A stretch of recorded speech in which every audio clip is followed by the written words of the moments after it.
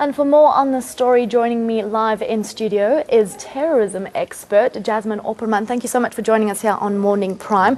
It's an honor to have you in studio today. 3 nations have issued a potential terror alert here. How seriously should we take these alerts? When it comes to terrorism and an alert is being issued, it must always be taken seriously, but in the context of the state issuing the threat. If we look at what the United States did, and that was followed by the UK and Australia, these are protocol measures that they are adhering to. Keep in mind, these 3 countries are in direct conflict with the Islamic State in the Caliphate. And this is important. Their threat and the experience of a possible direct attack against their citizens makes them much more sensitive and much more alert to what could happen to their citizens across the globe, not only South Africa. What has happened is that threat and that sensitivity and that high alertness has now been imported into South Africa and say, be careful. A similar situation can happen here. They've done that with Kenya, they've done that with Morocco and Tunisia. So it's not that South Africa is being put into a unique situation. I think that needs to be emphasized. And what is your opinion on the way the South African government is handling it? I mean, they have assured the safety of its citizens in the country and said that, high security is in place. What are your thoughts on that? First, I think it's important and it's good to note that there is a response and that there's increased security measures being applied, because that is the message that needs to be conveyed to South Africans. We are taking this seriously and we're taking appropriate measures at public places. The problem came in a 24-hour gap of silence that allowed a situation in South Africa of panic and fear. People were not sure exactly what this statement entails, how credible is the source that is being referred to, and that created a moment of fear, and that is exactly what terrorist groups want, that moment of fear and that moment of panic. And I think if there's one lesson to be learned here, is that we need a more sophisticated response when there's a terror alert that will enable our ministry to respond much quicker to get the message across of what the actual state of terrorism in South Africa is. You talk about a more sophisticated response. I mean, do you believe that we are equipped enough to handle these kinds of, situations? Do we have the intelligence or technology to even prevent this kind of thing from happening? In terms of intelligence, it's very difficult for me to answer the question because we're not sure how they do and what they do. That is the first problem. But when it comes to preventing a terrorist attack, if a government says we're on top of the situation, I'm always a bit concerned. You can never be on top of a situation when it comes to terrorism. You always have the X factor, the unknown, the individual that walks this morning into the Mall of Africa with a suicide vest and it explodes. That is your X factor. There's always the possibility.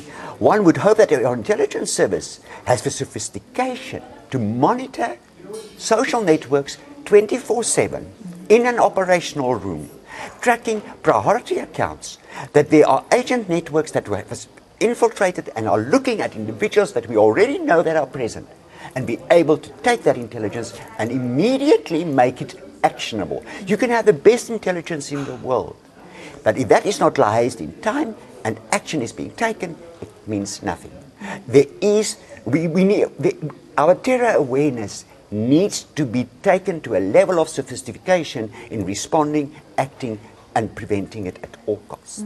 Because if I may just add, sorry Lauren, our vulnerability to terrorism is increasing. Let's not be naive about that situation.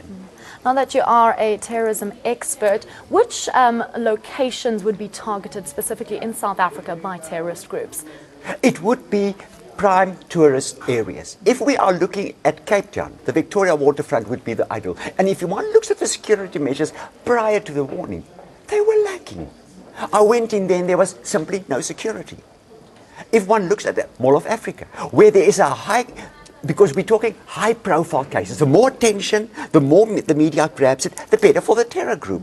So where you have massive people coming together, not only American citizens. This is not only about American citizens. This is about Africa. This is about South African people. So where you have people getting together to do shopping or having a good time in any public area, is vulnerable to a terror attack. What groups could be a possible threat to citizens in South Africa here? I mean, the US in the alert stated that the Islamic militants, but are there any other groups that are deemed as a threat? We have the presence confirmed at this moment in time on South African soil. I'm not saying based necessarily on cell structures, but individual support and loyalists. Islamic State, Jabhat al-Nusra, which is an Al-Qaeda aligned group in Syria, Al-Shabaab. And that has been coming for quite a while now. That is present in South Africa, actively spreading the ideology, actively recruiting. And that is our concern, is the exposure of our people and our teenagers to these propaganda messages. And then there's a fourth concern. South Africa is about to face a new phase of people that's in the caliphate, between 20 and 50 according to our estimates, that is going to start returning to South Africa as the situation deteriorates for the Islamic State, because they are under immense pressure in the caliphate. What are we going to do with these people when they return? Because these people are ideologically already aligned to an extremist organization. Locking them up is not going to be the ideal solution. So there is a new phase already staring us, and it's coming. How are we going to deal with that new phase of a terror threat coming back into South Africa? Very interesting indeed.